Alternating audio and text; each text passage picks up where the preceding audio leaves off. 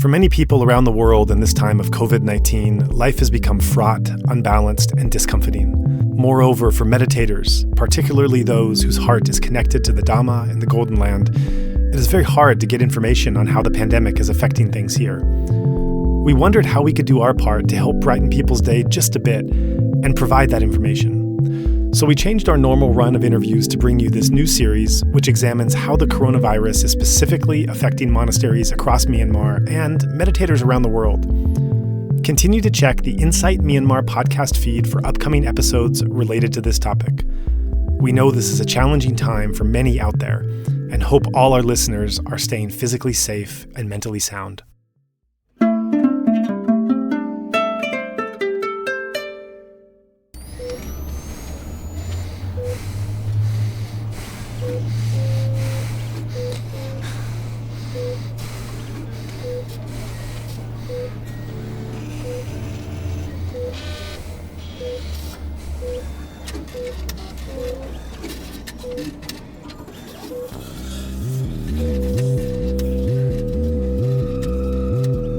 If we are complacent and don't do really aggressive containment and mitigation, the number could go way up, many, many millions. To be isolating patients, emphasizing social distancing. Wuhan, China confirmed the coronavirus outbreak is now a pandemic. That COVID-19 can be characterized as a pandemic. In Italy, one of the worst affected countries, the pace and business supply chains are being disrupted around the globe. This combination of people being unable to It's confirmed the coronavirus outbreak is now a pandemic. Change for sure for the better. We will realize see an opportunity in this situation. Please make your compassion and whatever loving kindness karma to the that is people. good you have done we are this all will protect looking you. out for each other. Due to COVID-19, the meditators become more conscious. They can certainly use this time to grow in Dhamma. Kick out your negative minds. People can become closer to each other. Please send in metta to all over the world, all over the universe. It will change for sure. Practice and let's work hard more and more for sending loving kindness. People can learn how to help each other, how to love, seeing new horizons of life. We do see some positive aspects of this corona crisis in the world. We see that in a sense that brings people also closer together. People getting closer together and watching out for each other. We have more time for our families, for the community, and time to meditate. Please make your compassion and loving kindness. It was kind of actually very warm and very, very kind of them. Stabilize the heart. This reminder of this uncertainty of life, where we don't know. See what we can do and what we cannot do, what we can accomplish and what we cannot. Remember peace in the face of suffering. Should I stay or should I go?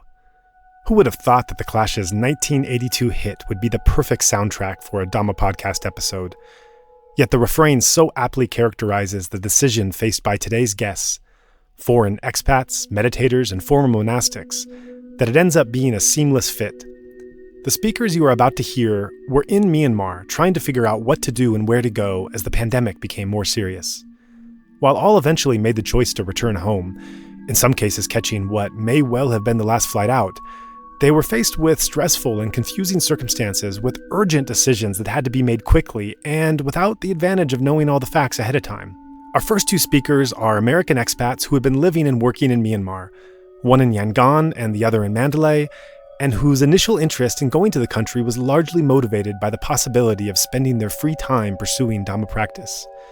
The similarity running through their tales is remarkable. They talk of city life that was at first barely affected by the growing pandemic. Then, as things got more serious, they initially resisted the idea of abandoning their current home, but soon realized that staying there was no longer tenable. There followed a chaotic last week full of chaotic travel plans, hurried goodbyes, and finally, a tearful departure from the rich Dhammic environment they had come to appreciate so deeply. Upon landing back in the US, they both struggled with a culture that was much more materialistic than the country they'd left, and a society seemingly bereft of Dhamma. While they tried to apply the meditative tools they'd learned to help themselves get adjusted to life back in America, it was not a smooth transition, and they had a difficult time getting their meditation back on track. Speaking honestly and vulnerably, both left off the interview not totally sure what was next in store for them. The two other speakers, in contrast, hadn't gone to Myanmar for work opportunities, but solely for extended Dhamma practice. An Australian and an American, they had both formerly worn monk's robes but were now lay yogis. Unlike the previous two guests, they did not have an open-ended stay nor a home in the Golden Land, and had a definite return ticket in hand. So their song's refrain was more like, "Should I try to stay on or just go home?" Both were in the midst of intensive practice while on a monastery retreat when the pandemic broke, and had to rely on delayed and intermittent updates on the severity of the situation before their travel plans materialized. One of them had to weather a debilitating illness at the one time you really don't want to be sick, while the other had to cut short a pilgrimage because foreigners were no longer being accepted at Burmese monasteries, and he had to scramble to move up his return flight. Both yogis had to quarantine themselves when they got back, one at his Portland apartment and the other at his childhood bedroom in his parents' home in Sydney. As they settled back into life in their home countries, both maintained their strong Dhamma practice, with an emphasis on generating compassion for others. One felt a deep sense of interconnectedness with others through contemplating anatta, non-self, and the other began guiding and helping meditators dealing with fears and worries bubbling up due to the pandemic on Zoom sessions. In their own way, these four different tales convey an overarching Dhamma theme: the unpredictability of life. Each of them faced significant instability and disruption, losing jobs or having to forego plans, with Burmese monasteries closing their doors, and all this complicated by worried parents pleading for an imminent return. As individuals, they relate to this unpredictability in their own ways. One meditator speaks of previous disruptions in life, somewhat preparing him for this one, while another observes that the scale of the disruption caused by the pandemic is a completely new and unsettling experience for many Westerners, meditators included. This theme of the inherent instability of life highlights the truth that we have nothing more valuable to depend on than our own practice. It also highlights a sense of urgency in prioritizing what matters most in life. And after all, what matters more than taking time to observe the mind and come out of suffering? In other words, moments of crisis simplify and affirm what's truly important and how to make best use of our time, which is our meditation practice. This meditation practice provides balance, strength, insight, and compassion. And the guests on this episode stress not only the value of practice, but the sense of urgency for practice. Though each one's story is different in many details, they all point in their own way towards this sense of importance and urgency in all of our practice. Given this sense of urgency, let's get right onto our guests so that you can hear from them in their own words. May their experiences light up your own sense of urgency to practice during this unusual period. The next speaker, Jose Molina, is an American expat and meditator who has been in Myanmar for several years. He had planned to stay in Yangon and wait out the pandemic, but after a change of mind, decided to head back to the US on one of the last flights out. He recorded this from his home in New England. I lived in Yangon for 2.5 years, actually almost to the day, which is a strange coincidence. And as the coronavirus started gaining steam around the world and causing shutdowns and quarantines in different countries, my experience of it was mostly that this seemed like some sort of hysterical paranoia on the part of other nations, because in Myanmar, nothing had happened. Literally nothing. No precautions, no shutdown of anything. Life was quite normal. And of course, you'd hear from family and friends at home in the States. I'm American. Or even through my other friends in Yangon from, what things were like in their home countries in Australia, Britain, Canada, India, what have you. Mostly what you would hear from people, expats from developed countries were just shocking and totally incompatible with, our lived reality in Yangon. the things that we've all come to know, of course. Lockdowns, sheltering in place, all of these things that have become, common experiences for people, were just nowhere to be found in Yangon. Like business was just continuing completely as usual in my life and the lives of all my friends. In fact, I can recall one specific thing that did happen maybe a couple of weeks before I ended up leaving, which is that my squash sports club closed down by order of the government. All the sports facilities in the Chakasan sports ground were closed. And I was, completely irate about this because this was like the only impact that it was having. And, obviously this sounds like laughable or ridiculous or possibly offensive to people in countries that, like Spanish people or whatever, who are stuck in their apartments for, weeks on end already at that point. I was beside myself that the sports club was unavailable. But that was the only thing, so it seemed really out of place. I was like, why would you shut this down? There's no impact on anything, anywhere else. Why can't I just go play squash after work? This is ridiculous. In fact, even to underscore the point, I went to Chiang Mai for a long weekend just prior to leaving Yangon, in fact, like a few weeks before. I mean, I traveled on a flight to Thailand. The flight was quite full. Chiang Mai itself, which is a touristy area, was certainly very quiet by Chiang Mai standards, but it was not a ghost town. I mean, it was heavily impacted. I don't want to undersell it, but certainly I didn't feel like, oh, I was being a fool marching into, a quarantine zone with no regard for my safety. What it really seemed like was that this winter season was ending and the tourists were filtering out of Chiang Mai anyway, and this was somewhat exacerbated by a bit of a scare. And so prices were low, and that was agreeable for me. I mean, this was the experience. And if anyone is listening to this in the developed world, it must sound like I was on a different planet. But that's certainly what it felt like. Anyway, how I came to leave Myanmar was, despite this appearance that everything was totally fine, in mid-March, sort of late March, I guess, actually, the impact was encroaching, because of business. Projects were slowing down because, technical experts could not fly from Europe or wherever they were coming in from. Projects, clients were starting to put their own employees' travel on hold and shut down projects for indeterminate amounts of time. And so, I'm a consultant, so that started to impact us. And again, for the way that we were living, this seemed like, boy, this is a great headache. Why are all these people doing this? This is very stupid. We're just marching on here. There's nothing restricting our ability to implement our projects. This is a real shame that these other countries are going bananas like this. And so this was still the status. And then in 1 week in March, things began to change very, very quickly. As I recall, the Australian and British embassies both put out very strongly worded statements to their citizens that if they wanted to return to their home countries, they should do so very soon because travel was going to become very difficult. And basically, as I experienced it, essentially every Australian and British person in Yangon left in, 72 hours. They were like all gone. Hundreds, thousands, I don't know, like a lot just disappeared. And this was the big sea change. This is where everyone started to think, like, hold on a second, maybe things are really going to change here too, like they have changed everywhere else. And so in short order, 3 days, on Thursday morning, it became clear that my job was not really guaranteed to last in an indefinite work stoppage.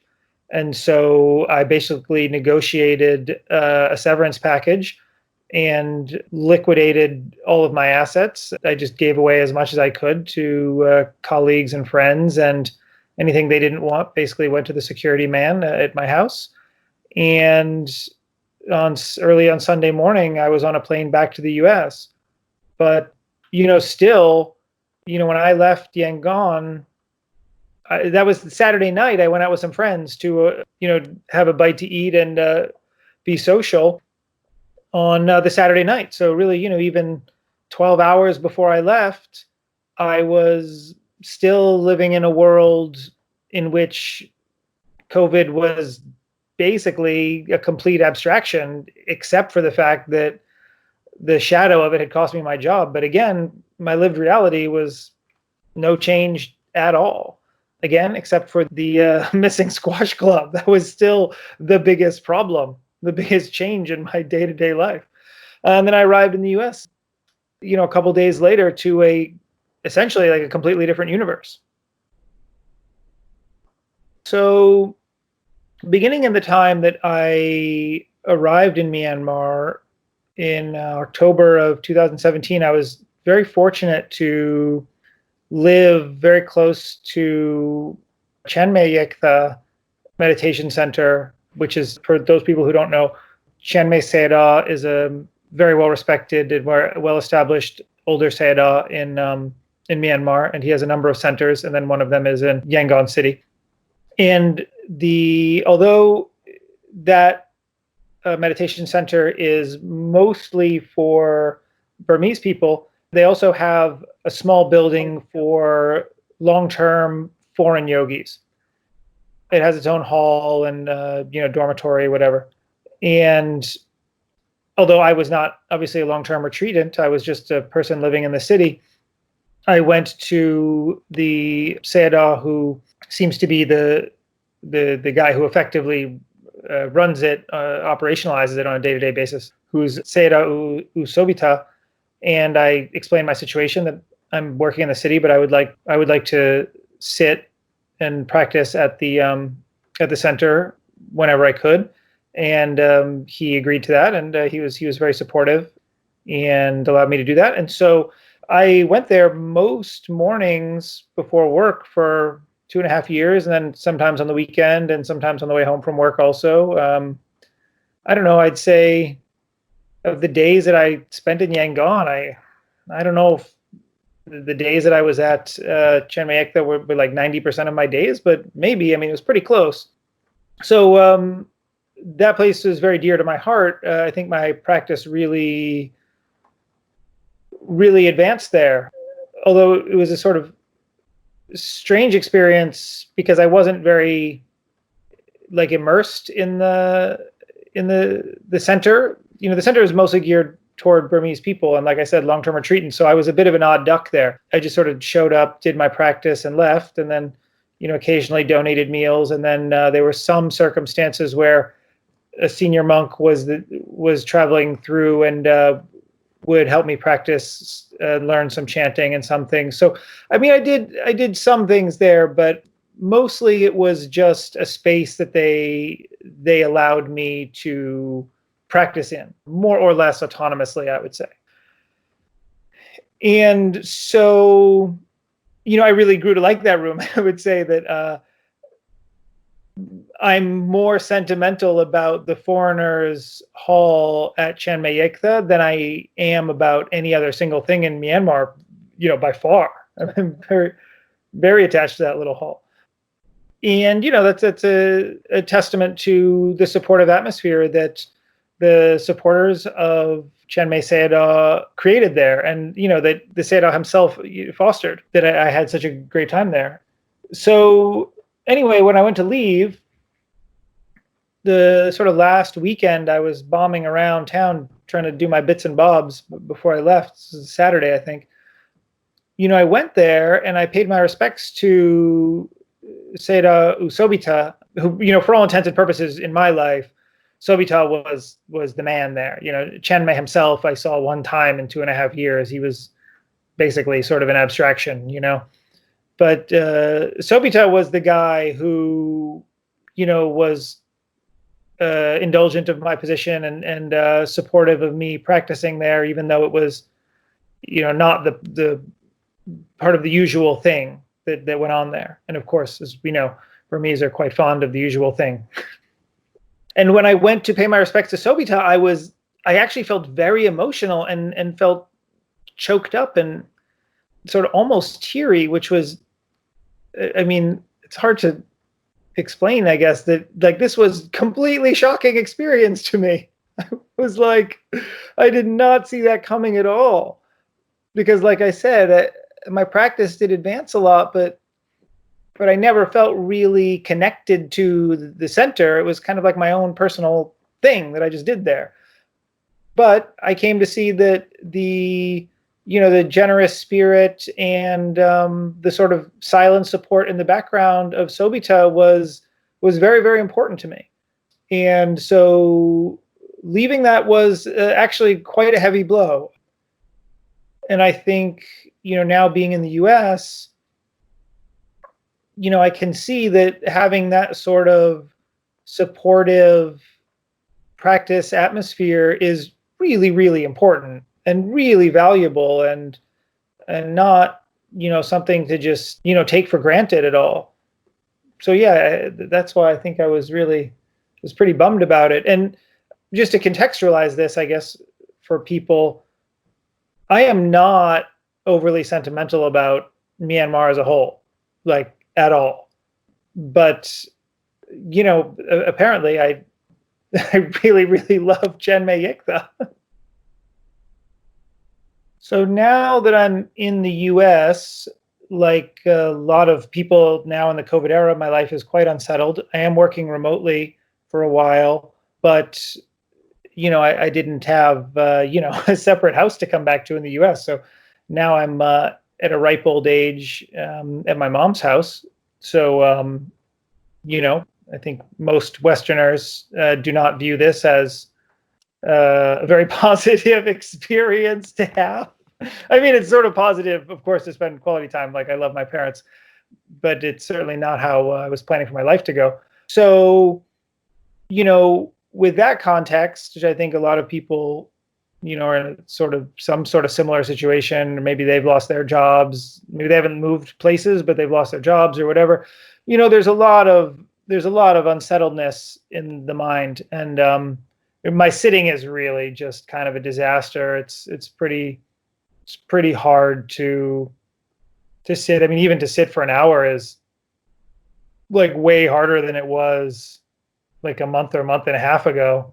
Like, I get up a lot before the hour is over, which, was essentially unheard of 2 months ago. Yeah, I think there's just a sort of basic level of dis-ease that has really come to the surface, probably for, everyone in this situation. But lately, I'd say within the last week, I'm getting a bit better. And I think, and by getting better, I have like a specific meaning in mind, which is that I think I'm really starting to do better dealing with, the inconstancy that surfaced, like the unease, the three characteristics that have arisen. Because I think that my 2 cents on this is that, the process of developing one's practice, I think, is just, I view it sort of in the simplest terms, sometimes as like just confronting the defilements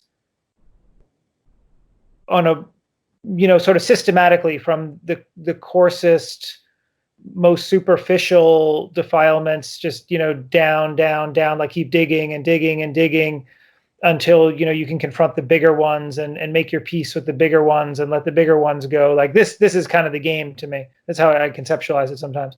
And I think for people who are from developed countries, who are in a position, with a good economic situation and good health and things like this, it's pretty easy to have your practice revolve around confronting small instances of, unsatisfactoriness, impermanence, and not self, right? Like I'd say we don't think of it that way, but actually the stuff that we confront that are manifestations of these things is like pretty small fry on the day-to-day life, I'd say.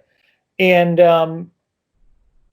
something like COVID really, really, to me, brings the Buddha's teachings like really to the front and center of like, when the man says that all things are impermanent and, there is no reliable refuge or shelter to be found in samsara, he really means that. He doesn't mean like, unless you're rich or your health is good or your job is good or you have a trust fund or no, then this doesn't apply to you. He really means that the danger of samsara is real, and the extent to which your mind does not like it is real, and you've really got to wrestle with that. And so most of the time, I think we just do small wrestling, honestly. And COVID just puts a very, very large opponent in the ring, and it really, you see how you struggle when the rug is pulled out from under you. And so now, this is all getting back to this. Now I'm getting to a point where like, okay, I understand that this is the fight now, and I'm being deliberate about, look, my practice time isn't going to be really peaceful and great, and I'm not going to feel like, oh, my concentration's really improving or whatever. Like, what I'm going to feel like is this is going to be a 1-hour war because my mind is really agitated because like my whole world is topsy-turvy like everyone else. Like, that's the challenge that is in front of me now. And like in the practice, you don't get to choose, I don't think, what is the appropriate development. You have to deal with what comes up, and like this is what's here now, and you got to deal with it. So I'm trying to be more constructive now, but it's been hard. I don't know, because of all that stuff. And then I guess one last thing to add to that is it's also hard in the US, I think, because you're really on your own out here. Even though in Myanmar, like in a certain sense, I was on my own because I didn't have so many Dhamma friends. In Yangon, I had some foreign Dhamma friends, but my practice was still mostly me because, like I'm not Burmese, like I was saying before. So, it's kind of on my own before, but there's a huge asterisk on that, which is, I was in a very, very Dhamma-centric environment where, of course, you see, monks and nuns on the street all the time. You almost can't go 5 meters without seeing another pagoda or, small shrine on the street or whatever. So the importance and value of the Triple Gem is just always, always present in Myanmar. And I think that does a lot to reinforce your practice. And here, just know, like there's really not much or any, where I am, basically none, no support or like social cues that make you think, prioritizing a daily practice and keeping a daily practice and keeping the precepts is a good idea. Obviously in the US, ideas about a good life are generally predicated on other things, material satisfaction, sensual pleasures, et cetera, et cetera. So, trying to keep it up in the US without an atmosphere that is supportive of your goals, and basically like an atmosphere that reinforces that your goals are sane and good and are a fundamental part of living a good life, all those social cues and supports are just gone. And they're replaced with like, you could just order something else on Amazon today. And so I'd say that that's an ongoing challenge, and we'll see how that shakes up as I'm here longer. I wouldn't say that I've had any real like insights as a result of the COVID situation at the moment. But what I would say is that the COVID situation has sort of like redoubled my sense of urgency. Because one thing for me that's been really disappointing is that, I took a job in Myanmar with the idea that ultimately I'd like to do some long-term retreat time in Myanmar, but I'm just in a life position where I had to work for some time. But my plan was to work for a bit more and then go, do whatever, like 45, 60-day retreat, however much I could handle. I just took it for granted that that was going to be possible. And so, I didn't quit my job or anything, because in order to have retreat time because there was no urgency. I just thought I'm going to work.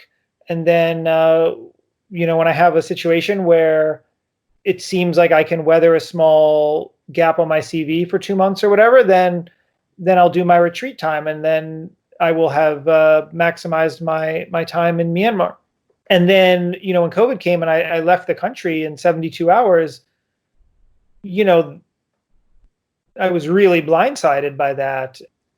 And I really think, gives you some perspective on like, you can't take it for granted that you're just going to be able to do a retreat in Myanmar if you are an American, because in fact, Myanmar is on a different side of the planet from your home. And when you're there, you just think, oh, I don't know, I'm here now. But actually, in the big picture, it's possible, for the winds of fate to just throw you very, very far away. And to me, that really reinforces some of the stuff that, you hear in the Dhamma, stuff that the Buddha said, that again, I think if you're from a stable economic and social situation and health situation, some of that stuff doesn't really sink into you, where the Buddha really, really reinforces that it is a very rare opportunity to be, to be born as a human and to then be a human that encounters the Dhamma. Like that is an enormously, enormously rare and valuable opportunity. But to me, I was like, I don't know, it's just the background of my life. Like I go to work, there's the monks, and I'll get my retreat time soon enough. So now I really feel like I get this idea that like I just can't take good practice opportunities for granted. And when travel is possible again, I'm 100% going to a retreat. I do not care what is up with my job situation. Like I'm going to do a long-term retreat like at the next chance I have. So that's one thing, is it's definitely increased my sense of urgency and sort of like the sense of preciousness about like rare Dhamma opportunities.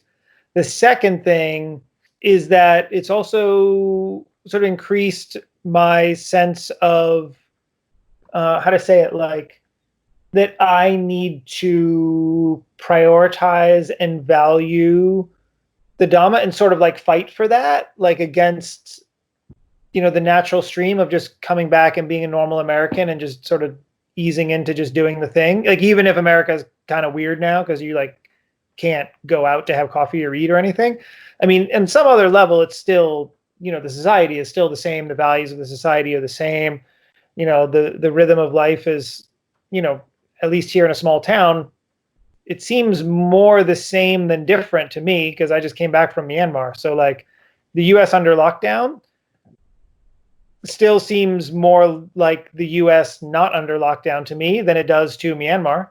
So anyway, I'm feeling like I'm just back in the flow of being American. And I feel like a strong sense of determination that no, I really have to,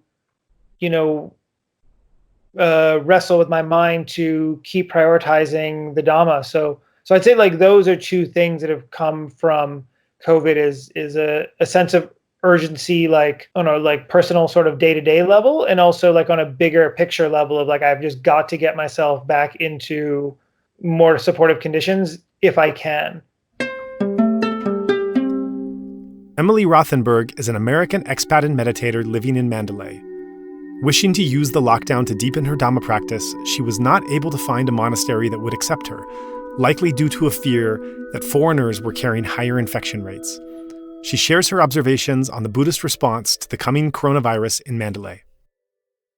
I've been working on waste issues for a long time, and I've always wanted to do it at an international scale. I've done some work in Cuba, some work in Italy. I actually was looking for a Fulbright to go to Italy, southern Italy, and do this work, but it required a PhD, and in the midst of it, I came across this Fulbright Public Policy Fellowship, which was kind of a perfect fit for where I was at, and it was offered in 4 countries, and I didn't speak enough French to go to the Ivory Coast. I didn't want to go to the Ukraine. I could have gone to Peru, but Myanmar was the only one that explicitly said they were looking for environmental policy specialists, and I don't know, something just struck me about it, and I've studied Theravadan Buddhism, so I thought it could be an interesting crossover. They're pretty competitive grants, but somehow I got it, and my proposal was both to work with the city government, either MCDC or YCDC, on their new waste reduction strategic plan, sustainable waste management, and outreach to the community to improve waste reduction behaviors, anti-littering, etc. And I also had this research question about how could Buddhist ethics be incorporated into a greater sense of environmental responsibility amongst the Myanmar public. So I came out to Myanmar pretty much as a clean slate. I had never been anywhere in Asia before, and I also knew that it was going to be a different kind of traveling or living abroad for me because it was the first time that I didn't speak the language fluently of the place I was going to. I spoke about zero. I learned Jesu Dimbare and Mingalawa from YouTube videos before I left, and I ordered a pocket guide from Lonely Planet or something. But, you know, I came pretty much prepared to just be totally brand new to the culture and the landscape and the environment. And Yangon was awesome. It was really, really humid and sticky when I first got there, and that was a bit of a shock. And then I came to Mandalay and was picked up by some of my colleagues from the cleansing department at MCDC, and, you know, had our first communication adventures in the car. Their English was somewhat limited, but as we came into the city, Mandalay was not what I expected at all. I wasn't really sure what to expect, but it was definitely more hectic. So, you know, I was really eager to spend some time after my grant sitting at a monastery. I was familiar with the practices of U Tejaniya because I had learned with Western teachers who had studied directly with him in Myanmar, and was hoping to go to Shwe Um Min. Also had some other monasteries in mind that I thought I would be able to visit. But I mean, interestingly, when I got there, I think it's always such a hectic transition arriving in a new country, especially if it's a place where you don't speak the language. And I think I kept my practice for about 2 or 3 weeks, and then it sort of faded, and I started meditating less and less. And I thought it was really quite funny that I was meditating less than I had for years living in a Buddhist country. I did go visit a number of the temples. In fact, I remember when I first arrived in Yangon, and, you know, I had some meetings there to get started, and then I did a couple of little tourist activities and seeing the lay of the land, and I went to Shwedagon, and I was watching these women pray in one of the temples in there, and one of them motioned for me to come in, and I did, and I took a mat and I sat down, and I just started crying and kind of weeping. It was the first time that I had been still in a number of weeks as I was getting ready to go and trying to set up a new computer and all the vaccinations and everything. And I think I didn't realize how wrapped up in all of that I was. And I remember just kind of touching that stillness for a moment, sitting on the ground. I was so surprised by how much, I guess, superstition and deism there was in what I saw being practiced, the Buddhism I saw being practiced in Myanmar. It's not a criticism, it was unfamiliar to me. I didn't realize how many nuances there were to the belief system there. And of course it varies across people, but yeah, it was a new finding for me. When I first got to Mandalay, I guess you could call him my boss, the committee chair for the department I was working for, it took us some time to find a groove in our relationship, and at a certain point, I ended up basically rescuing a Myanmar street dog, and I am not a dog person. I never wanted a dog. I'm not someone who thinks I have to rescue every ailing street dog in Southeast Asia, but this one, she was born right in front of my hotel, and we just had this little special bond, and she ended up being hit by a car before I took her in, and there unfolded this epic story of me and Lucy the dog, and my boss got involved, and he got a special dispensation to take the night bus from Mandalay to Yangon, because normally they don't allow dogs, and MCDC met me there, and there was a whole, entourage of people escorting me and the dog onto the bus. But anyway, it totally changed the nature of our relationship when he realized also that I was a Buddhist practitioner, and apparently it had a very big impact on him that I would have the karuna, the compassion, to have wanted to save this little dog's life. And he was impressed by that, and we developed a friendship around that. And he has my dog right now. She's basically his now, which is a bit sad for me, but also I think he explored and developed some new forms of love that weren't really a part of his life before. He lives alone, and Lucy became the MCDC dog. She would ride in the car with us, with the driver, to go to appointments. He takes her on trips. He's gotten kittens now to keep her company, and been through a lot with her also. So we became co-parents of Lucy and friends in Buddhist practice. I refer to him as Saya. Sometimes I found out that he had taken vows actually for a couple of years, and he refers to it as the happiest time in his life.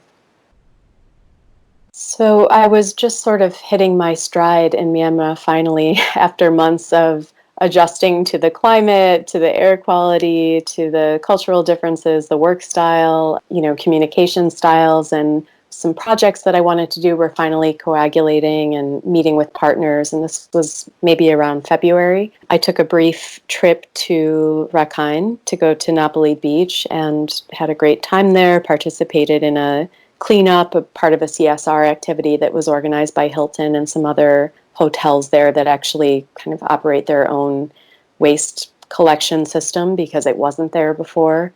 And after that, I stopped back in Yangon, and it was while I was there that I found out that my petition to extend my grant would not be granted, would not be accepted because of COVID. And I think it was less than 24 hours later that every Fulbrighter got a notice saying that we were under voluntary evacuation. At that time, I had a phone conversation with my mother from the lobby in the hotel in Yangon, and she was pretty panicked because things were already really chaotic in the United States at that point. I think lockdown had already started here. Meanwhile, in Myanmar, life was business as usual still, mostly because there was no capacity for testing yet. Any tests that they were doing there for COVID were being sent to Thailand, and there was speculation that the quality and capacity of the tests that it wasn't very accurate. So there were no proven cases yet, and everybody was kind of going about their normal lives. And I knew for certain I did not want to come back to the United States. I wasn't planning on it. My plan for the summer was to spend some time sitting in Myanmar after my grant was finished, and then go spend time traveling in Southeast Asia, maybe come home for a bit to Chicago, go back to Italy for a visit to my second spiritual home there, and hopefully have a new job that I could start by the fall in Myanmar. And so, yeah, that was February, and I think it was a week after it was declared a pandemic that the Department of State issued a level 4 travel warning, which triggered the Department of State to basically recall every single Peace Corps volunteer, every single Fulbrighter around the world, and there are thousands of them. It was pretty much chaos. I did not want to leave. I was still pretty steadfast that I didn't want to leave, but I was starting to not know where to go, and I was starting to not know where was safe. I didn't really want to be stuck in Mandalay if there were an outbreak. I knew from my boss, who works at the cleansing department, that the healthcare system was just not prepared to handle a massive outbreak of COVID there. And in Yangon, I thought, well, the situation will be even worse. I really wanted to go ride it out in Pyongyang and be at a monastery, and I thought that there would be no better way to sit out a global disruption like this than to just sit with it. And I thought it would be the perfect time to spend a couple months in deep meditation, but I couldn't find anywhere that would take me because everyone was really frightened of taking in foreigners and being responsible, if someone were to get ill, and also just obviously gatherings, in spaces like that wasn't a great idea. So I even took a taxi one night to Pyongyang to go meet with the main abbot there, and had the American-born nun Viranyani translate for me as I basically pled my case to stay there. Please, I don't want to go back to America. Help me. And he said he agreed that I could stay if she were also there. But of course, she didn't know if she was staying, and she didn't want to be responsible for me either. So I got to sit with them. There were some foreigners who had been there for several months, and everybody was being sent home the next day. And I got to sit with them for one final Dhamma talk for about an hour or two before I took a taxi home that night. And I remember sitting in that meditation hall and just, oh my God, the stillness. It was so good, that stillness for that hour, however long it lasted. And I was given some printouts of some metta chants and parts of the Metta Sutta, which I brought home with me. And later that was kind of the one thing that saved me in the first couple of weeks when I came back, was just repeating the metta chants. It was the only thing that brought me any sense of peace. So as Fulbrighters, we were given the opportunity to book a flight home, all expenses paid, through the Department of State's travel agency. And that was a nightmare. And that was just about the same day that Thailand was closing its borders, which of course, Bangkok is a hub for something like 80% of all the flights that go in and out of Myanmar. And other countries had already started to shut down. Thailand was going to begin requiring a COVID negative certificate to even get into their airport. And that didn't exist in Myanmar. There was nowhere to get that. So we were all kind of panicking, trying to figure out what to do. Every expat I know was sending each other text messages saying, are you in camp leaving or staying? Where are you going? Meanwhile, seeing these awful reports about airports around the world. And the last thing I wanted to do right then was fly through 4 international airports and be stuck in throngs of people for 8 or 9 hours at a time. My friend trying to go home to Uruguay from Mandalay had left just a bit before me, and she was sending me live reports of just a nightmare being stuck in all these airports around the world. So I wasn't particularly eager to do that, and I also really still wanted to stay in Myanmar, but once my monastery plan was out of the question, I really didn't know where to go. And I booked a flight, which I knew was cancelable, to go through Bangkok, arriving something like 11 p.m. just before the cutoff to need one of those certificates to get through the line. I wasn't sure if I would make it. I packed in a rush, had to leave a lot of things behind. I've never left a hotel room so messy before in my life. I'm usually very tidy. And I thought to myself, okay, this is what it feels like maybe when people are in some sort of natural emergency and they have to leave. So I packed up what I could and I ran to the airport, and I saw that line of probably, every tourist that was left in Mandalay heading into Bangkok, and I did not have a good feeling about it at all. And I called my mother and I told her, I don't want to do this. I don't feel good about it. And for once, she agreed with me. And I got out of that line. And about a minute later, I got a call from the travel agency saying that actually the purchase had never gone all the way through because of an error from the agent who I was working with over the phone. So instead, I caught the last flight from the airport into Yangon and was just so relieved to not be traveling internationally. It was really peaceful. Almost nobody was on the flight. Got into Yangon, checked into a hotel. Everything was still pretty much fine, except the proverbial SHIT was starting to hit the fan. And, globally, you're starting to hear a lot of news about what was going on. Things in Italy getting worse and worse. And someone from the embassy invited me to stay in her empty apartment. She had already left early for her maternity leave, and it was nearby where I was staying, and it was a fancy, all expenses paid apartment with a generator and security and a pool and filtered water. And so I said, are you sure? Okay, thanks. And I went in there, and just as I was kind of getting settled and prepared to, I did my grocery shopping. I was planning to ride out the pandemic there, and got a knock on the door from some other women from the U.S. Embassy who lived in the building, and they let themselves right in, were not wearing masks, were apparently not social distancing, proceeded to rummage through everything in the kitchen, and then, sort of demanded that I tell them what my plan was to leave. And I said, well, I don't really want to leave. I feel safer here for a lot of reasons. I don't want to get stuck in the United States. I anticipated that there would be civil unrest of some sort. I didn't know they would be race riots specifically, but I kind of saw that coming for a while. I didn't want to be stuck in a country that I knew would be on, cannot travel ban lists for a long time.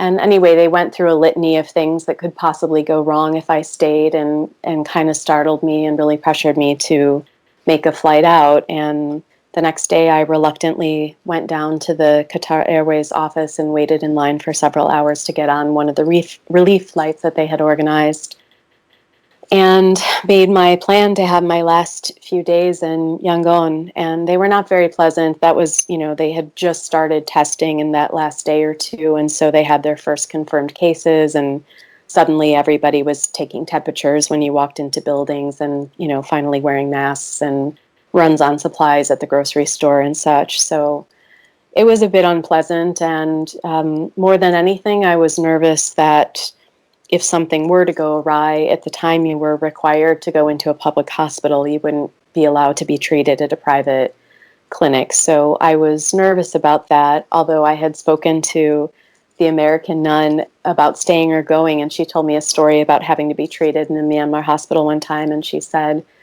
she kind of sat with it and saw the compassion of the doctors there, and that they were doing the best that they could, and she no longer had fear about what it would mean to have healthcare in a developing country that doesn't have access to a lot. So I thought about that too, kind of what I was willing to sacrifice. And at the end of the day, between my mother's fears and that visit from the people at the embassy, I, just very reluctantly agreed to make that flight reservation, and was really, really sad to be wheeling my suitcases out and going to the airport that night.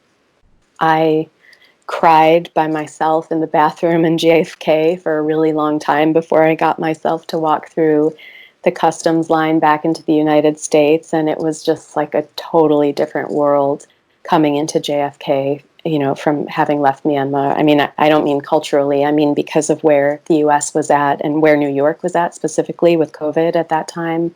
All the flights were canceled. I didn't know how I was going to get back to Chicago, but eventually I got on a Delta flight, and I came back and came to quarantine at a friend's house that was empty here in my hometown, a suburb of Chicago.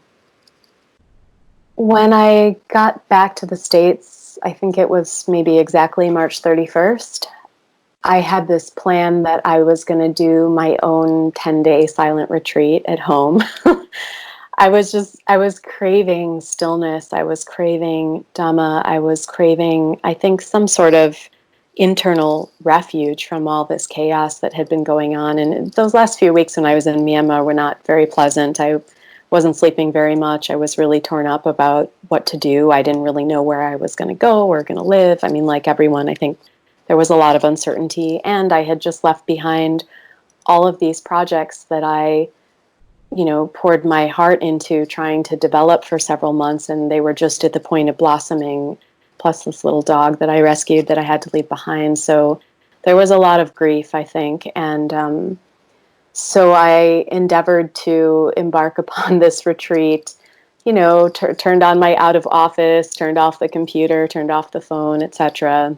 I set up a little altar for myself using my friend's old wooden TV stand and this little green silk cloth that I had bought in Thailand, and, some artwork I brought back from Myanmar, and a clock, and kind of went to get to it. And I was pretty restless, and there wasn't a lot of stillness to be found in there. And I think, what I did for refuge was start reading Metta Sutta portions and doing metta chants and metta practice. That was really the only time that my mind really calmed down. And I suppose in a way it was a bit easy to feel that because, of course, the world, I think that was a moment in COVID where the world briefly was united in this global pandemic and what they perceived as this global fight. I struggled because I came back to this very affluent neighborhood in the town where I come from, and the first day I went out for a long walk in silence, and I couldn't believe it, but the familiar sound of landscapers was going in the distance. And I thought, seriously? You people need to have your landscapers come in the midst of this? And everything that I dislike about this community came rushing, into my brain. And I spent most of those days that I was trying to practice really working with pretty heavy resentment and aversion toward this town where I'm from and everything it represents to me. And then I would go back inside and do metta again. And every day I would go out for a walk until finally one day I went for a walk and I started a practice of just looking at every house and really looking at it outside the context and these sort of, conditional associations of what I think of Highland Park as being. And I would look at each house and kind of peek inside and look at their windows and think about the people inside and what their lives might be like in lockdown and what they were wishing for, hoping for. And I was, just suddenly that day able to see each household with compassion. And I had just this really beautiful walk, even though it got cloudy and started raining. It even snowed a couple times when I came back. It was just such a harsh transition from sunny tropical Yangon. But I suppose things shifted for me that day. And I still, what ended up happening is that by, I think, day 8, I somehow began watching Netflix all night long. And that's when I knew I had to connect with other human beings. And my retreat wasn't going as planned. And as it turned out, just when I turned my computer on, I got notice that an old Dhamma teacher of mine, the one who had spent years taking vows with Sayadaw U Tejaniya, actually was running a day-long retreat virtually. So I attended that the next day, and it took not 20 minutes of sitting together as a group, and then he, instructed us to go outside and do our own walking meditation for 30 minutes that I just started sobbing when I got outside. And I think I just needed to be connected with other human beings to feel all that the emotion there was around this shakeup and around this loss. And I had really been beating myself up for even feeling upset because I thought I knew so many more people were so much more vulnerable than I was. I had money in a bank account, a house to come to, access to food. And yet I was really, really devastated by losing something that I worked really hard for and not getting to say goodbye, just coming back to a place I never wanted to come back to. So just connecting with other people in a Sangha was really, really meaningful to me that day. And one good thing about the pandemic is that every Sangha I've ever been a part of and any of the many places I've lived are now all meeting online. So I had lots of groups I could plug into, and I started doing that. And still for a while, I just wasn't practicing. I basically got busy to deal with my grief and started to see how reactive I felt all the time. I could see that I had no mindfulness. And so I started just asking a couple of friends, can I call you at X time on video call and can we just sit together? And I started doing that in recent weeks, and it felt so good, that stillness, that clarity, that refuge is still there. And as these months have passed, I've started digging in a little bit more into where I am living. It's gotten warm. I planted some plants, have a little tiny garden now going.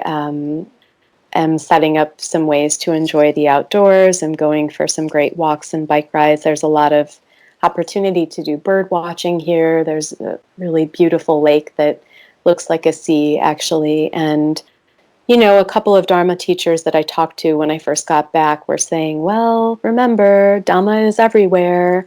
And it pissed me off. I mean, I was like, yeah, it's everywhere, but it's not the same as being in a monastery in Southeast Asia in a tropical country. It's definitely not the same with these landscapers going off in people's Mercedes and their driveways and everything else. But the reality is that my reaction to the experiences I'm having in life, my reaction to things going on around me, that is habitual. I mean, that is a matter of practice, and it doesn't really matter where I am. And so would it have been an easier, more supportive environment to do a silent retreat on an extended basis at a monastery with other people with a similar commitment? Yes. But I'm kind of coming back to, what it means to practice in lay life and trying to use this time to be prepared and open for whatever is coming next. And it might be coming back to Myanmar. That certainly feels unfinished to me in a lot of ways, but it also might be something else. And there's a certain relaxation in, letting go of that need to sort of finish or complete what I think needs to be completed. So I am finding some more peace in my practice today, and I think more than anything, it's just connecting with others. I've been single and lived alone for a long time, and I think I really took for granted what a role my communities and community connection played for me, even just in regulating my body and how I feel. Just being in the presence of other human beings, what a difference that makes. I think it was easy to take for granted how different it feels to go work at a cafe or in a library than to, be at home all day by myself. So the birds are my friends here, and I have a few neighbors who I chat with from the driveway. But as it turns out, it is a pretty solitary life, and I'm finding other lessons than I would have if I had been able to stay in Myanmar. It's not the same, but there's still growth, and I'm finding it now. The initial funds that allowed us to set up this Insight Myanmar podcast came unexpectedly, and we did our best to stretch them as far as possible. Unfortunately, that generous startup donation could not have predicted the pressing need to cover our exploding health crisis and meeting the interest and concern many meditators have expressed about the situation at Burmese monasteries and meditation centers. So, if you would like to hear podcasts that address this new content or assist others in being able to access them, please consider making a donation to fund this work.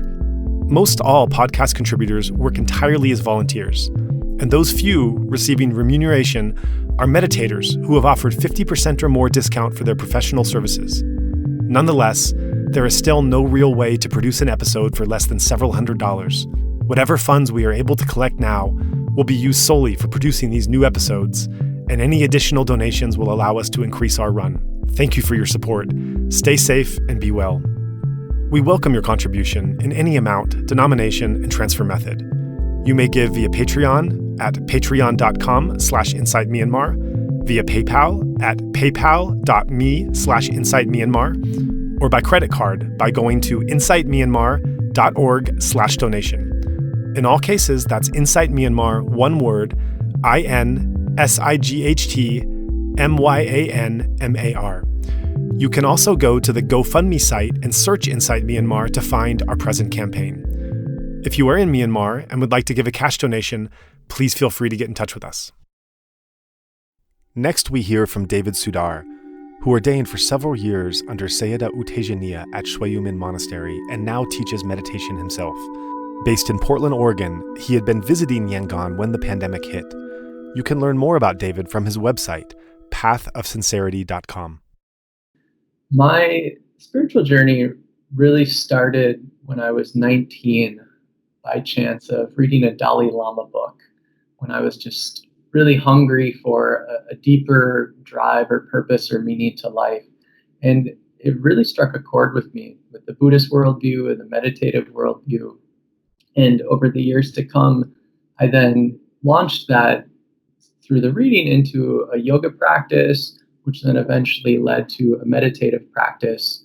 And I initially started meditation through doing a 10-day Goenka retreat, 10-day Vipassana course. And over the course of 5 or 6 years of getting more into yoga and meditation, it just increasingly became the only thing I was really interested in doing. And as my daily practice picked up and my retreat time picked up, I was living in a city in the US, and it was slowly dawning on me that I really wanted to do it full time with nothing holding me back, no responsibilities. And so I planned for a few years and set myself up to go on an indefinite spiritual journey, which led me to living at a Zen center for a time, studying yoga in India, doing long Vipassana retreats. And then eventually I realized that the meditation specifically was the thing that was really calling to me. And in that also the Burmese Vipassana tradition, and I had encountered the teachings of Sayadaw U Tejaniya along the way, first through a book and then through doing a retreat with one of his students in Malaysia. And the approach just really resonated with me. And so I decided to go practice with him in Myanmar. And at that point, my intention, it was knew that's all I wanted to do. So I was going to go and ordain as a monk and practice indefinitely, just until I felt like I was done, if that ever came. And so in the end, I practiced there with Sayadaw for about 2 years, really just engaging in intensive meditation the whole time, and went from a place where I still felt like I was stumbling along with the meditation to where I really felt I had a pretty good grasp on what I was doing. And that was one of the real gifts that Sayadaw gave me, was instead of just giving a technique, he really taught me how to understand my own mind and how to work with it skillfully. In that period, really just felt like I came home to myself and found a real sense of peace within myself amidst the changing conditions of life. So at a certain point, it just felt like it was time to move on to a different form of practice. So after about 2 years, I decided to disrobe and came back to the United States. And that was now, I think, about four or 5 years ago. And since then, the practice has continued to evolve and, transform in all sorts of interesting ways. And I've started teaching a lot and finding that place, as Sayadaw teaches a lot, that practice isn't just for the monastery or the retreat. It's awareness and wisdom are for everyday life. And so I've been finding it's so rich to explore that intersection in living in a city, living in relationships with work and money, and how to practice. And so that's kind of where I'm at these days. So with respect to bringing the practice, my own practice, alive in daily life in an urban setting the past few years, Sayadaw sometimes calls his teachings, or uses this line, awareness plus wisdom. And this has really captured a lot of it for me, where firstly, it's been about seeing how awareness isn't confined to the sitting meditation, and just this little bit of mindfulness, of recognition of what's going on around me, what's happening in my own mind states, feeling states, reactivity states, and having a somewhat focused or refined attunement just to my inner state. And so monitoring and tracking as it changes and shifts throughout the day. And then in that, greeting it with the wisdom side, this what Sayadaw calls right attitude. So instead of saying, oh, a little craving came up or some other form of reactivity, greeting it, just, oh, this is here right now, no problem. It's just nature. So in that, finding a lot of self-acceptance and just allowing whatever is to be there, but in that right attitude piece, along with this clear seeing of it, just as a state of nature, just happening, finding a way to have a new relationship with it, to greet it with wisdom, with equanimity, patience, or maybe to lean more into greeting those states with compassion. And ultimately, as awareness, when it's a little more stable and when I'm able to greet these things that way, bringing in some of this deeper investigation. And I think in my practice, or something I really loved about Sayadaw, how he taught working with the mind in this way, was it was very organic. Like he didn't give a set prescription, like do this exact little technique and then do the other one in this order and that. He was just like, you have to know your own mind. Ask why, study it, look at it from different angles. And so what I found taking that these days, or in recent years, really helpful is when I notice these things, they come up, just asking myself, oh, well, what's this about? What's really going on here? Why am I afraid right now? And so I found that being able to find some of the hidden roots, some of the deeper views or cravings that are leading to these different states. And so I found with that approach of greeting it with awareness, right attitude, and then an investigative flavor has been a really powerful way to not get lost in destructive states and to start to really uproot them, and also to cultivate beautiful states of mind, allowing space for more compassion, care, just patience, presence, equanimity to come in. And so that has been, that way of working with the mind specifically has been what I found really useful in daily life. So after Myanmar, and once I left and came back to the States, there was about a 1.5 year, 2 year period where I was still a little transient and moving around. And then I settled back into Portland, Oregon, where I used to live. And I just reconnected with an old yoga teacher.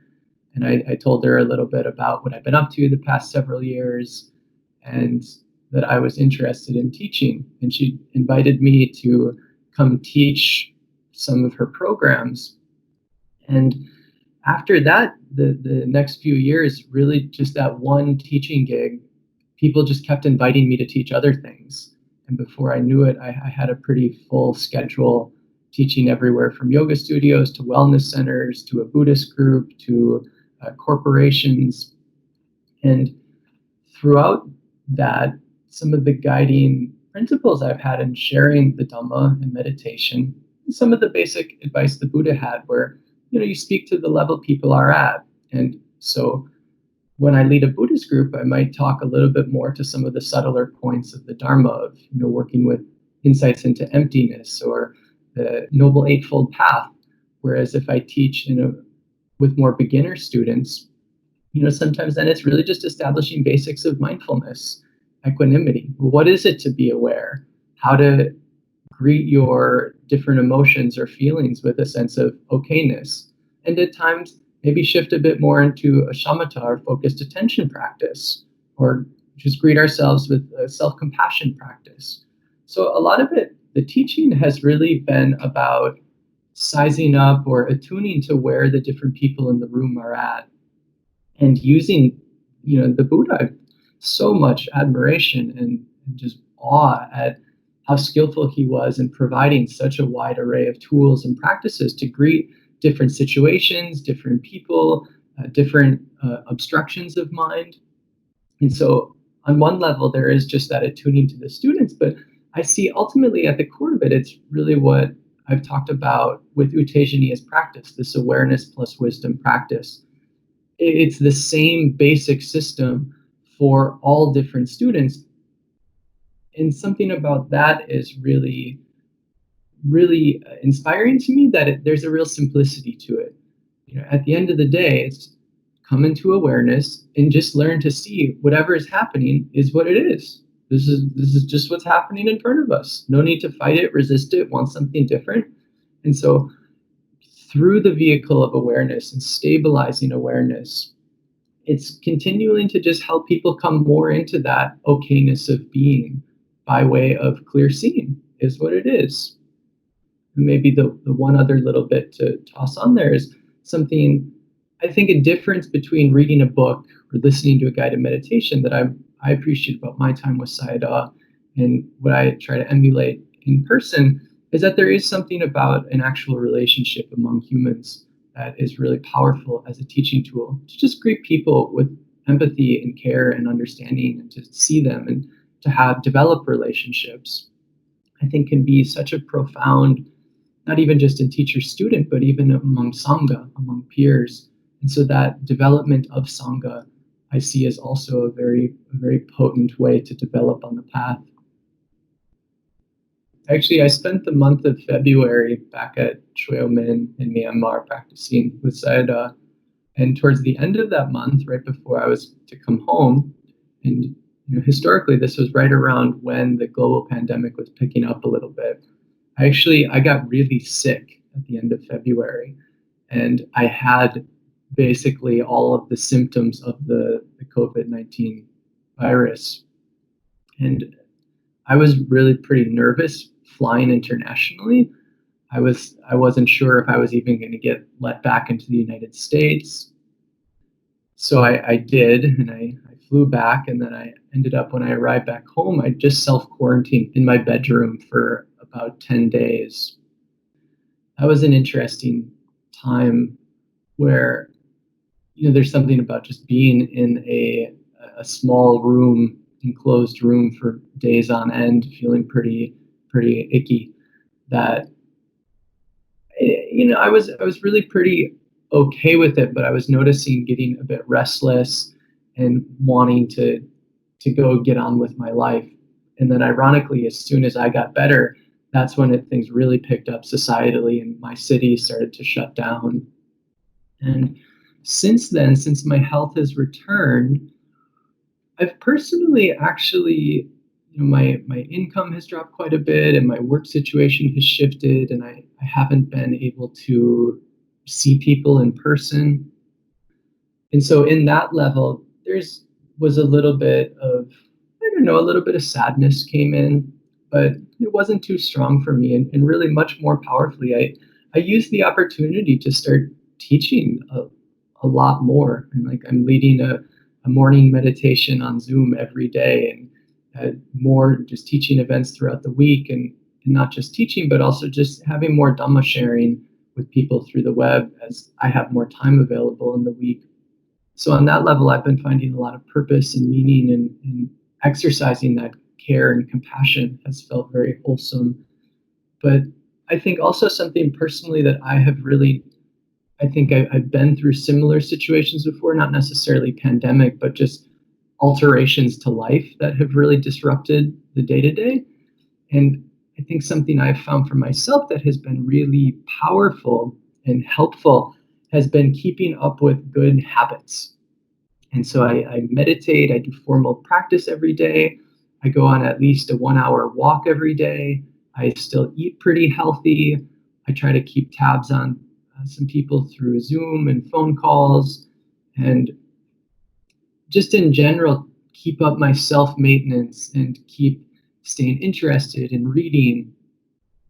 And so just in that, I find keeping these basic habits together and that increase of purpose, I've been finding I've actually been really pretty stable and in really quite good spirits. And of course, there is some of the greater understanding of society, the stressors, and maybe midterm or long-term things will get more challenging for me on a more logistical level. But I'm just trusting the Dharma, trusting life. And I don't really think too far into the future on those fear and anxiety levels. And I just stay in my day-to-day, keep my habits, my routines, and apply myself and trust that it will work out. And that has served me pretty well so far. But one thing I've noticed as a starting point and getting to connect with at least 100 people individually, not necessarily one-on-one, but hearing from quite a number of people in small groups over the past couple months, is for the starting point that I don't see there as a normal experience or a singular response people are having to this. And so there's actually a number of people who are doing really well, and a lot of people who are somewhere in the middle, who are like, well, this is an inconvenience and there's some things coming up, but I'm really still pretty solid. And then there are a big chunk of people who are really struggling. And so I see the starting point for me is to normalize whatever anyone is experiencing. And so, well, if they feel guilt that they're doing well, well, look at that, and that's okay. And if they're somewhere in the middle, or if they're really struggling and they're hard on themselves, well, just notice that and allow that. And so the starting point is to really give space for wherever people are at, and to not shame or guilt them, or to help them see the ways that they might feel like it's not okay to be how they are. And from that starting point, the people who are struggling, I think two things I've really seen come up the strongest. One is the fear and anxiety about future, like what's going to happen, whether that's economically or relationally or personally or societally. And that, the fear and anxiety, on one level, it's the same awareness and wisdom practice, just to notice that, okay, this is what's coming up. This is just nature. This is normal. And sometimes that can be enough to shift the attitude towards it. But a couple other things, person dependent. One is to bring in a sense of compassion towards themselves. And I found the work of Kristen Neff, who is not a Buddhist, but she's a scientific researcher who draws heavily on Buddhist practices, has developed some very simple self-compassion practices I'd like to share with people. Basically just to change some of that relationship, to be a little kinder to ourselves. Because in the West, I think when we have difficulty, we tend to get really hard on ourselves or check out or something. So bringing in some compassion. And another way, on top of attitude and compassion, is again, that investigative practice. And so asking ourselves, well, what is this fear really about? What are the basic stories involved with it, which usually just breaks down to something like, I believe it's not going to work out, or something bad's going to happen, or I won't be able to control it. So seeing whether it's the underlying views or deeper emotions or sentiments that are there, by starting to talk to it and investigate it and look more closely at it, if there already is some degree of stability in the mind, people are able to soften their experience of the fear and anxiety. And I think a second big challenge I'm noticing with people has to do, at least where I'm living in Oregon, we're still in a stay-at-home order. And so we're not really supposed to see people outside of our household. And I'm noticing a lot of people struggling with the social isolation, whether that's loneliness or just the lack of human touch and contact. And even in the Zoom sessions I lead, people often comment that it's just hard for them to find their social connection through a screen, that it's just different than being in person. And with that, there is a reality that comes up for people. And so again, just making space for that and allowing that. Okay, well, that's what's here right now. Can we make friends with that and be at peace with that? And finding a little bit of that companionship and that sense of home and ease in ourselves through the awareness practice, through the awareness and wisdom practice. And even in that, there can be one level where that can lead us just to an acceptance of what it is, but also to patience. And patience, in some sense, is just the willingness to be with suffering or discomfort. And so, okay, well, this just is what it is right now, and it might change in the future. So can we have some patience? Maybe bring in some compassion along the way, and there's skillful behaviors we could apply to it on ways people could handle it, but that's not so much my focus. The inner life, more of that, just patience, and we're doing the best we can. And maybe this is the last thing I'll throw in here on that note of doing the best we can, where I think sometimes when people see the social isolation, they get frustrated with the options, say Zoom connections, or just going out on walks and seeing people even. They get frustrated by that and then decide to do nothing and go even further into their shell. It's almost as if this mentality of, if I can't have everything, well, then I don't want anything. And then, as I was talking about earlier with building good habits, I find there can be a tendency to let go of good habits all across the board and just go further into the shell and slip into this pit of despair. And so I find that just that mentality of doing the best we can, and okay, well, at least I can maintain good habits. At least I can see people on Zoom. At least I can do my sitting practice. At least I can exercise.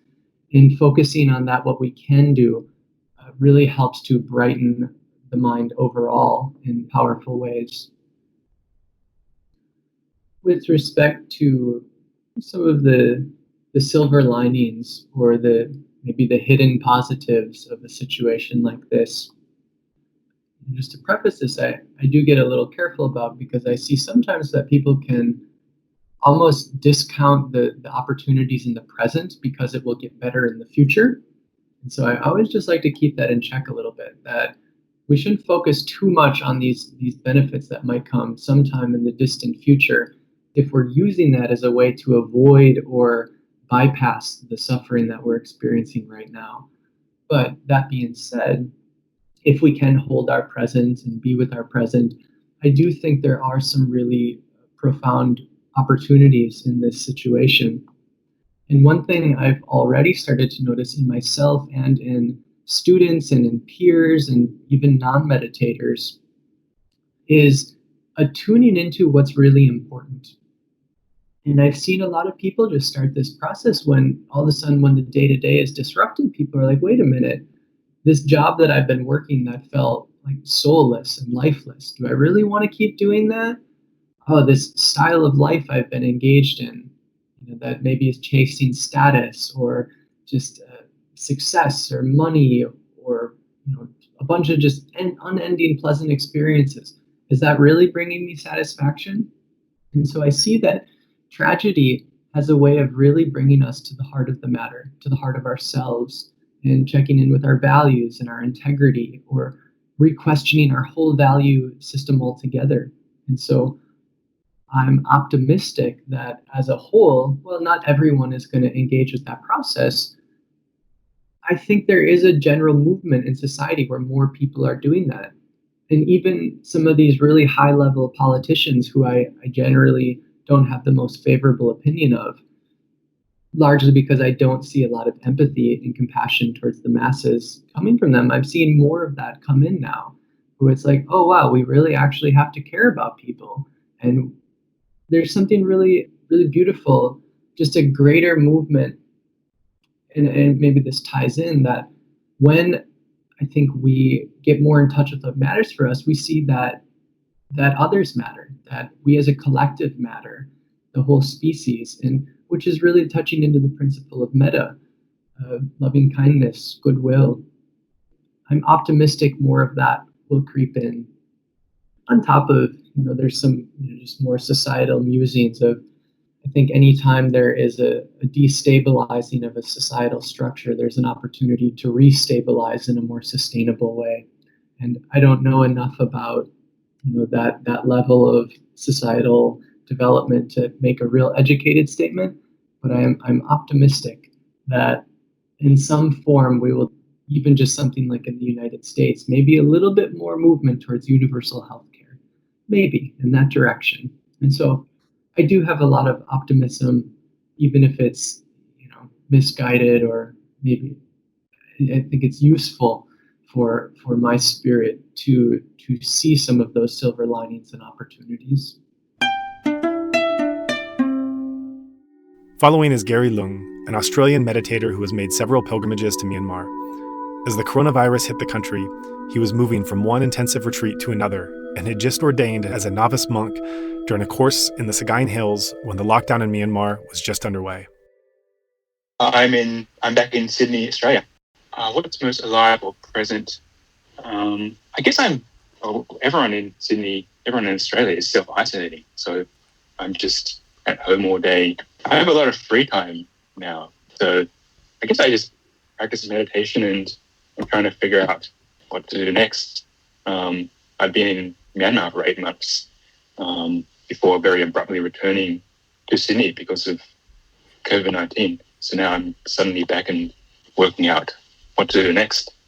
For the most part of my 8 months in Myanmar, I was meditating, living and meditating in monasteries. I didn't really go to Myanmar with a set plan. There were a few teachers that I had wanted to learn from. Sayadaw Tejaniya at Shwe Min. I wanted to practice some metta also, and I wanted to spend some time at Tabawa. But I didn't really go to Myanmar with a defined plan. I sort of just went along and, was open to what would happen.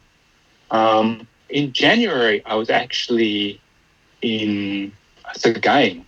I was at a retreat in Chaswa, the retreat organized by Vipassana Hawaii, with Sayadaw Anananda, Michelle McDonald, Stephen Smith, and Sele Makamala as teachers. That's a Mahasi silent retreat for 3 weeks. And that was a time when the COVID-19 news was first breaking. But because I was in this silent retreat and I'd already handed in my phone, I didn't actually receive any of that news. It wasn't until the end of the retreat. Well, actually, we got a little bit of it came out in the middle of the retreat. But we didn't receive so much information because the teachers wanted to keep us calm, and it wasn't really an immediate concern for us in the monastery. At the time, the virus was still just limited to China, I think. So it wasn't a concern for us.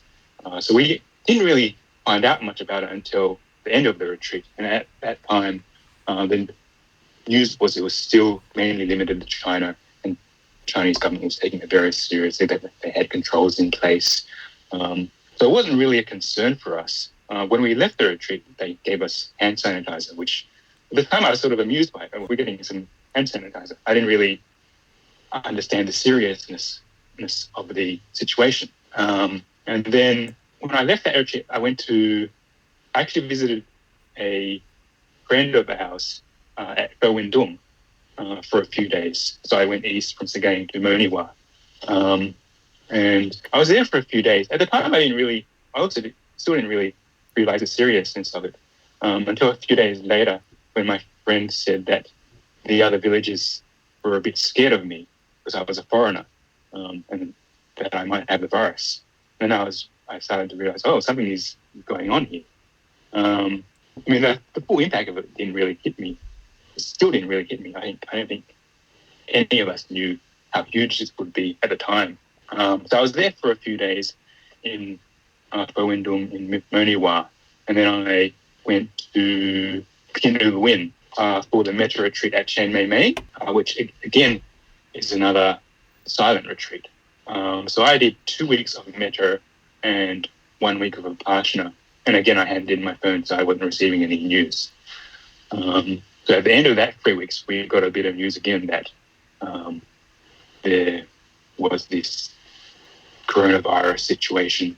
And it was still, what was imparted to us was that it still seemed to be quite under control. It spread out to Japan at the time, but it still didn't seem like something that we needed to worry about unless we were traveling to China or Japan. It's a bit strange because I was in this bubble in these meditation retreats, and then I would suddenly get a bit of news at the end of the retreat that there was this epidemic situation. But I guess it's when you suddenly get a little bit of news, it's different to being sort of slowly receiving the news each day. The seriousness of it, or I guess the effect of it, doesn't really seep in because you're not getting exposed to it over time. You're just sort of hearing about it and you're like, there's this thing going on. I didn't really notice many changes until maybe February or March. So in February, I was hearing news from other meditators that Ha'ok in Pinuwin had closed to foreigners. But daily life still seemed to be quite normal. People were still out and about on the street and going about their business.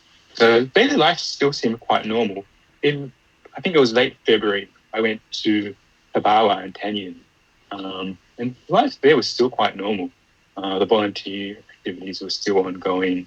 But when I was at Tabawa, I was, finally getting news regularly. So I was starting to realize, this is actually becoming a really serious global issue.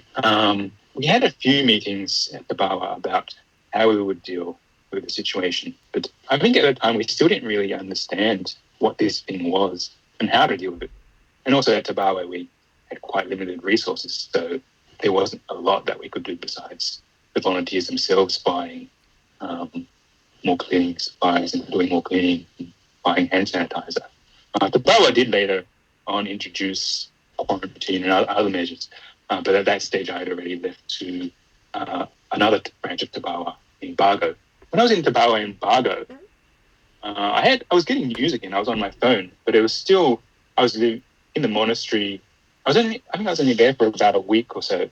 But again, it was sort of like I was in a bubble, protected from the brunt of the impact in the rest of the world. I wasn't out on the street and seeing what was going on and talking to people. I was just spending most of my days meditating in the monastery. It was when I was in Tabawa, Bago, in mid-May, the countries basically started closing borders, and the Australian government closed their border, and flights started getting cancelled. And then within the span of those 2 or 3 days, I realized, okay, I need to go. And I just suddenly booked flights. The first flight I booked was cancelled, and I immediately booked my next flight back to Sydney because I knew that if one flight was cancelled, it meant others would get cancelled, so I'd better get back to Australia soon. So when I did leave Tabawa Bago, I took a cab to the airport.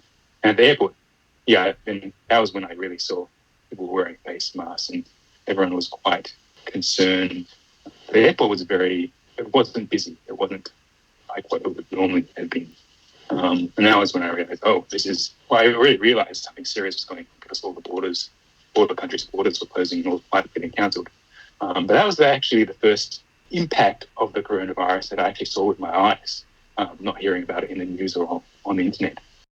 When I did receive a bit of information about the virus when meditating. I wouldn't say that it affected me that much. It was sort of just, oh, this is something that's happening. I try to maintain my attitude in my practice. So it's just accept that it's something happening. And in the monastery, you can't really do much about it. So it's sort of just acknowledge it and accept it as it is. I think for everyone, whether you're in daily life or in a monastery, at the time it was really hard to fully grasp what was going on. No one really understood what was going on. But especially when you're in the monastery and you're in this little bubble, you really don't know what's going on. You really can't understand what's happening or what's going on outside. That said, I did sort of get these bits of news and I realized, oh, okay, something's going on. But it didn't really concern me so much. I think my biggest concern for the most part was I was hearing that other monasteries were getting closed, and I wasn't sure where I would go next. I was still planning in April, I was planning to go to Thailand to practice in some of the forest monasteries there. But I was hearing that those monasteries were also closing, so I really wasn't sure where I was going to go. So that was sort of in the background of my mind, where I would go next. I still didn't fully understand what this pandemic situation would become, or what it was, or what it would become. So I got back to Sydney, and I went into quarantine in my childhood bedroom in my parents' place. So again, it was sort of this situation where I was in a bubble. My parents would leave food outside my door, and I would just stay in my room for the entirety of the 2 weeks. And I was getting news again because I was on my phone and on my PC. But again, I was in a bit of a bubble because I wasn't out and about in the world. I was reconnecting with friends. But after 8 months in monasteries, I think you could say I was still a bit spaced out. I understood what was happening and I had concerns. I wouldn't say I was anxious about the situation. I had concerns about it and about what would happen and how people would deal with it. I wasn't really worried about myself. I'm young and relatively healthy, so if I was to get the virus, I was relatively confident that I would recover. My main concern was really just if I was to have the virus after returning from overseas, I didn't want it to spread any loved ones or anyone else. That was really my main concern. It's strange because I'm out of the formal quarantine now. I'm still self-isolating at home. But it means that, I sort of have a lot of free time nowadays, so I can practice meditation more. I'm much more, after the formal quarantine, I did go out and walk around outside a bit more, and I sort of saw the empty streets and people wearing face masks. So the front of what's happening is sinking in, and I realize that more, and I feel more grounded.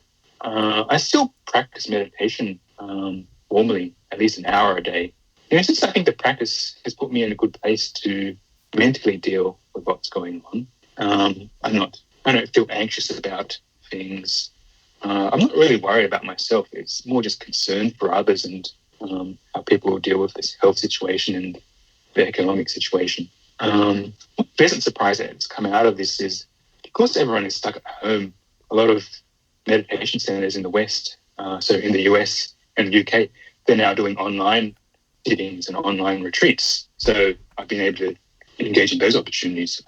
I'm in Australia, so otherwise I wouldn't have been able to, I guess, have access to those teachers. My meditation visa in Myanmar was due to expire in early April, so I'd been planning to stay in Myanmar until then and then travel to Thailand to practice in the forest monasteries over there. I hadn't planned to stay in Myanmar longer because the meditation visa extension process can be quite time-consuming and slow, and I didn't want to hand in my passport to a monastery and then be without it in the case that I needed to leave the country quite urgently. So I think it was still in my mind that I would go to Thailand to practice. I'd actually bought my flights already so that I could get the visa to go to Thailand. I think when I was hearing the news about the virus, it did occur to me that maybe I should just go to a cave and practice for a few months and, wait this thing out. But I don't think my practice is at the stage where I can just be in total isolation for many months in a cave. Yeah, and also there's just logistical difficulties associated with that. In terms of the process of actually deciding to leave, I was hearing news that the Australian government they were closing their borders to non-residents and non-citizens, and then they had advised citizens to return as, I think the wording was return, if you wish to return, do so as soon as possible. So I initially booked my flights for 1 week later to go back to Australia. I basically scratched my plans for Thailand due to that advice. So I bought my flights back to Sydney it was a week ahead. And then the day after I bought my flights, those flights were then cancelled because Australia had closed all their borders. So that was actually the first instance I felt a bit of I guess it was like a bit of a rush. It was like, oh, something is not right. It was like the first bit of, I guess, acute stress that I felt about what was going on because my flights were suddenly cancelled and I needed to respond quickly. So I immediately bought flights with another airline to leave. It was 2 days later. Traveling at the time was it was tricky, I guess you could say. Singapore had closed their borders to both people entering the country, to both, I should say, non-citizens entering the country and people transiting. So you couldn't transit through Singapore. I was transiting through Kuala Lumpur. So Malaysia had closed their borders to non-residents, but they were still allowing people to transit. I think the other options for me to get back from Yangon to Sydney were to fly through either China, transit through either China or Japan. Because of the virus situation there, I didn't really want to do that. So I really only there was this option to take this flight to transit through Kuala Lumpur. And I took that as soon as I could because I knew more flights are going to get cancelled. And the day after I flew, that airline cancelled all their flights to Australia. So I was actually very lucky to get back in time. I don't think I realised it immediately. One of my friend told me that the villagers were scared because I was a foreigner and I was staying around and they were worried about the virus. I think after I left, I wasn't at that stage where I sort of felt any sort of heightened suspicion or was looked upon differently. It was just sort of something that my friend told me and I realised, it was something like that I realised and I thought, maybe I should keep a lower profile and I didn't want to. Well, I was planning to leave anyway, go to this other retreat at Chan Myay Myaing. But I realised, I guess I didn't want to cause my friend any problems. When I left Chan Myay Myaing, I think that was when I started realising people were quite worried about the virus and they were concerned about foreigners and that they may carry the virus. I'm of Chinese descent. I'm not of Chinese descent, and it's. I get looked on in a funny way sometimes in Myanmar because I'm not mainland Chinese and I'm not Burmese Chinese. People sort of look at me and I'm like some sort of other sort of Chinese. This is not during the time of coronavirus. It's just like, especially when I'm in Mandalay, people look at me and they're not quite sure what to make of me. But in March, after I left Chan Myay Myaing, during this virus situation, I did get a sense that people were a bit more concerned about my presence. And that may have been because I'm of Chinese descent. I'm not sure if the virus had spread throughout Europe at that stage, but it was still very much, associated with China and it originated in China. So people were quite concerned about that. I would say in quarantine or in self-isolation, I really have a lot more time to practice. I'm just at home all day, so I can practice. It's different practicing at home than in the monasteries. So it's hard to say really because I'm sort of back home, but now there's this virus situation. So it's like I'm in a familiar situation at home, but it's suddenly very different. So I'm sort of working out what is the new normal. In terms of my practice, I'd say I'm quite happy with my practice. I get to practice more because other things come up. Like I might watch the news and get a bit anxious or a bit concerned about what's going on in the world. And that's something to watch.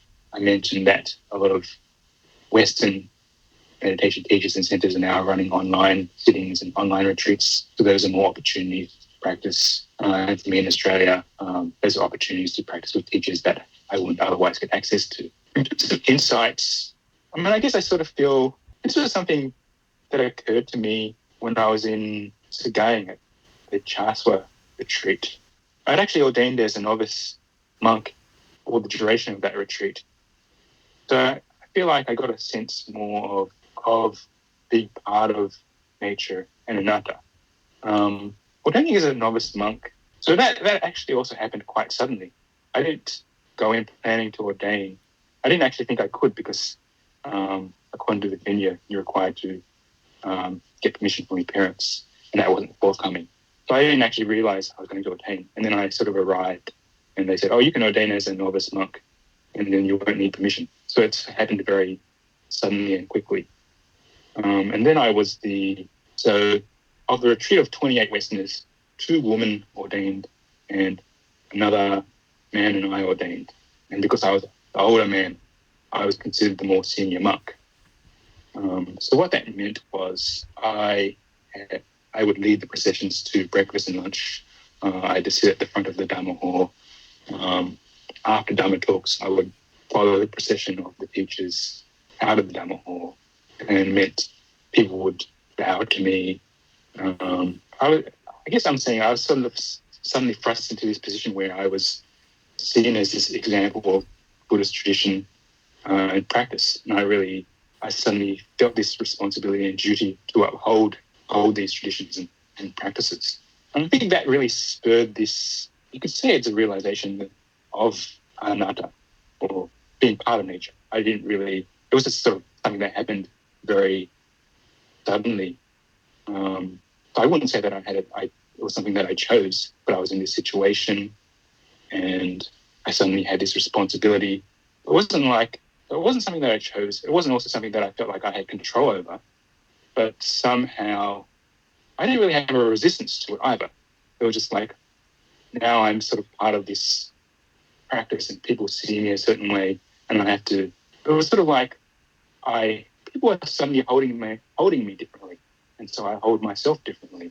But it's not in a way that was a burden. It was more, this is just the nature of things. And it was, through this experience that I sort of got more of an understanding of anatta and seeing myself as part of nature. And now that I'm back in Sydney, I really do realise how interconnected we all are.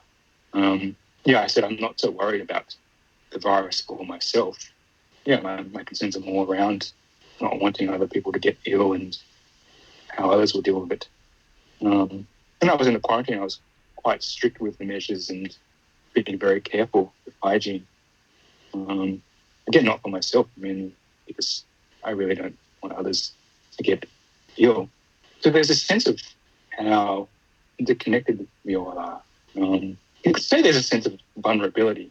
Vulnerability is probably the wrong word, but it's like how open we all are, how we're all sort of part of nature. You could say that we're vulnerable to nature, but that's not exactly the right wording. We're all just a part of nature, and I guess it's all just stuff happening.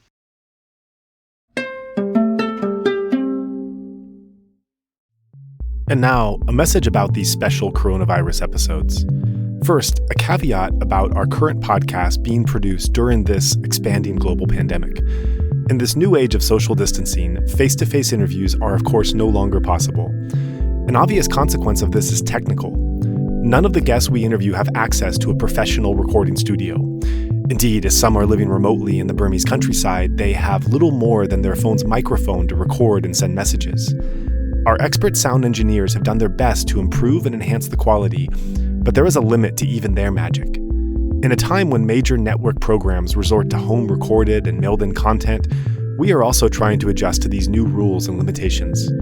So while we apologize for any difficulty you may experience as you listen to these episodes, we appreciate your understanding of the challenges we face in producing them. On another note, please keep in mind that the interviews on this episode were recorded at some time in the past, maybe just a few days to perhaps even more than a month ago. As a result, some of the factual details conveyed in these interviews may be outdated by the time you hear them. We hope you find some light and wisdom in the voices that follow. We're greatly appreciative for the time that all the guests generally provided to share their words and perspective. We wish all our listeners to stay safe and mentally sound and use this challenging experience to grow in the Dhamma.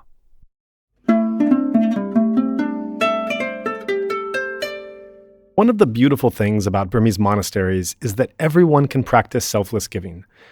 I've seen poor families give just one spoonful of rice to a communal alms bowl, and I've seen still poorer families wake up at 5 a.m. to collect flowers to offer to the Buddha shrine. As our Insight Myanmar podcast runs on the power of donation, we also greatly appreciate any amount of support to keep our engine running. If you'd like to give a monthly donation through Patreon, that continued support will allow us to continue making these episodes available to you. If even a small fraction of our listeners donated the equivalent of a cup of coffee as a monthly pledge, we could be funded well into the future. If your income is less stable, we greatly appreciate one-time donations as well of any amount. If you find the Dhamma interviews we are sharing of value and would like to support our mission, we welcome your contribution. You may give via Patreon at www.patreon.com/InsightMyanmar, as well as PayPal at www.paypal.me/InsightMyanmar. In both cases, that's Insight Myanmar, one word, INSIGHT If you are in Myanmar and would like to give a cash donation, please feel free to get in touch with us. You have been listening to the Insight Myanmar podcast.